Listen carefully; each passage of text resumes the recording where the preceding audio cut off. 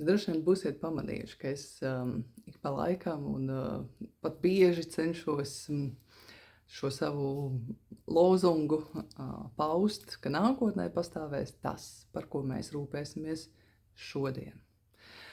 Un kā tad mēs varam sagatavot vai veidot labāku nākotni šodien, šeit un tagad, ja mēs runājam par pasauli, kuras vēl nav, kā saka Ilva, tad formula ir ļoti vienkārša. Tad, kad tu pieņem lēmumus, kā rīkoties, ko darīt, pavēro to, kādā stāvoklī tu atrodies. Jo tie iekšējie stāvokļi ir tie, kas nosaka to, kādas domas mēs domājam, un tad līdz ar to, kāds lēmums mēs pieņemam. Un tieši to stāvokli mēs stiprināsim. Ir tādi pētījumi, Amerikā ir tāds sirds matemātikas institūts, viņi pēta sirdi. Un sirds ir pirmais orgāns, kas izveidojas cilvēkam. Tātad vēl mammas puncī, tad, kad bērniņš sāk veidoties, sirds ir pirmais orgāns, kas viņam izveidojas, ne smadzenes. Un šie pētnieki no šī sirds izpētes institūta ir atklājuši, ka sirds uz smadzenēm raida 4 reizes vairāk signālu nekā saņem no smadzenēm.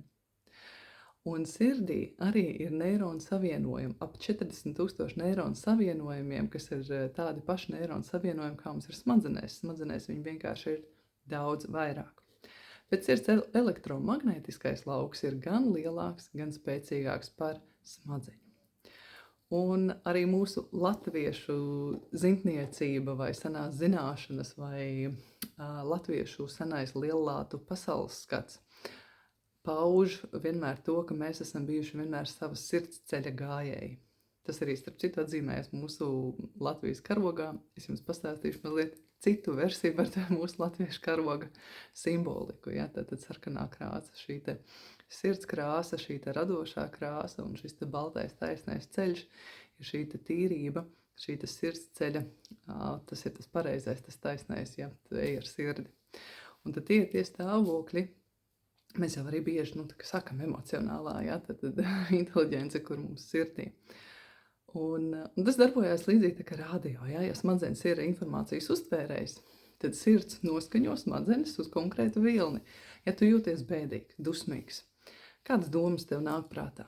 Kādi risinājumi? Atbild skaidra. Un savukārt, ja tu pārslēdz savus sajūtas, ja tu māki vadīt savu sajūtu un iekāpt mīlestībā, uzticībā, tad vienotībā ar dabu, ar esību, tev nāks pilnīgi citas atbildes, pilnīgi citi risinājumi. Un ja tu sekosi tieši tiem risinājumiem, tad tieši tas arī būs tas, ko tu stiprināsi nākotnē.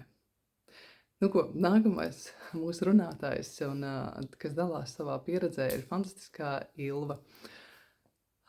Ilva ir gan HR speciāliste, tad darbojusies ar šo te cilvēku medībām, cilvēku tirzniecību, gan mamma, gan jau vecmāmiņa, un apvieno sevī tik daudz gan izpratnes un zināšanas par profesijām, kā tad cilvēks var gūt šo te būt laimīgs. Patiesībā tas ir tas, pēc kā mēs katrs tiecamies, būt laimīgs. Un tad salāgot gan šīs zināšanas profesijas, un tā kā ir vērts ieklausīties Ilvas stāstījumā, tad to arī darām.